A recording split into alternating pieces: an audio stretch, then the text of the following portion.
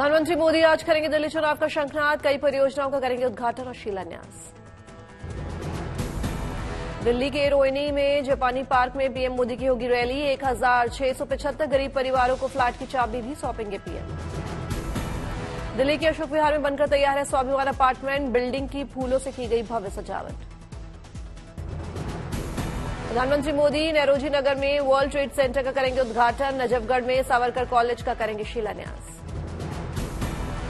दिल्ली में प्रधानमंत्री के कार्यक्रम को लेकर traffic police alert, traffic police ने जारी की एडवाइजरी, लोगों को कई जगहों पर मिल सकते हैं रूट डायवर्जन। दिल्ली विधानसभा चुनाव के ऐलान की उल्टी गिनती, सूत्रों के मुताबिक अगले हफ्ते चुनाव की तारीखों का हो सकता है ऐलान।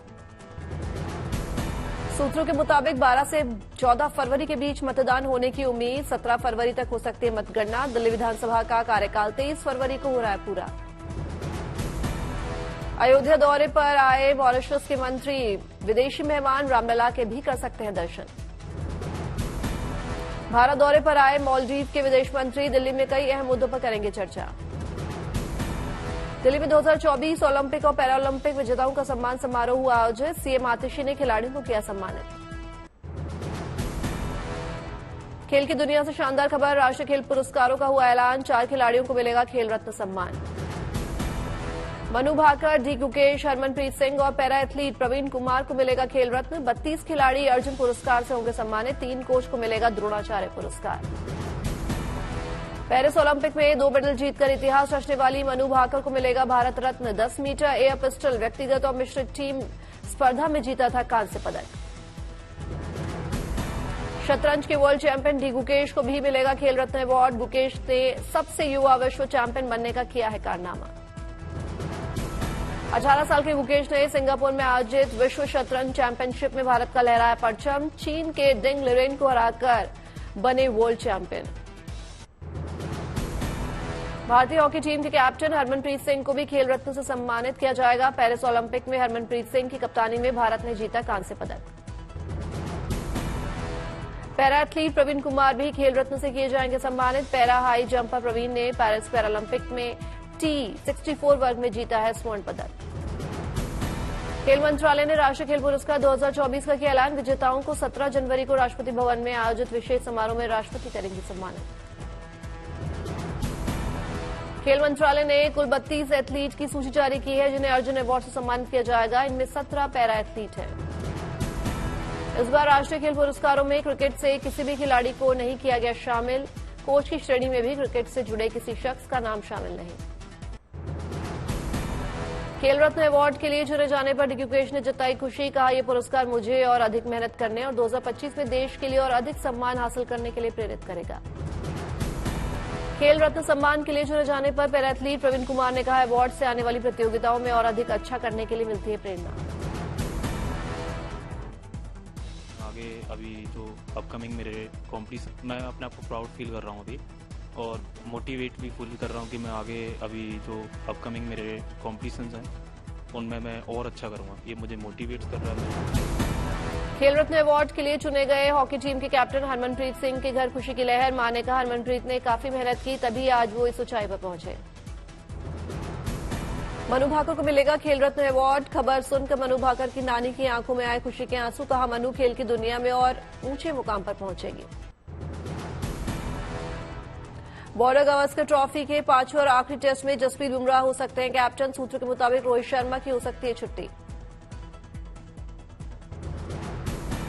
आज से हो रहे सिडनी टेस्ट में रोहित की जगह ले सकते हैं शुभमन गिल, मेलबर्न में खेला गया टेस्ट मैच हो सकता है रोहित का आखिरी टेस्ट।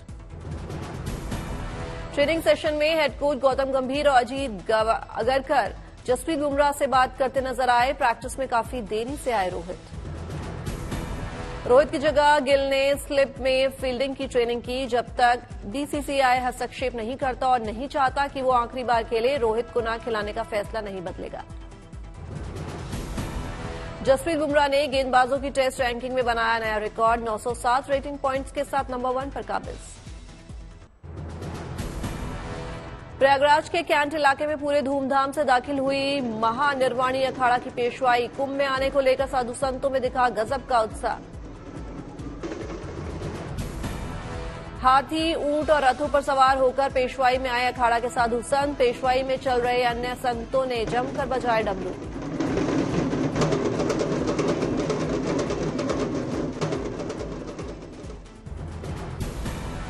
कुछ नागा साधु घोड़े पर सवार होकर तबला बजाते हुए आए नजर। नागा साधुओं का शहर में किया गया भव्य स्वागत।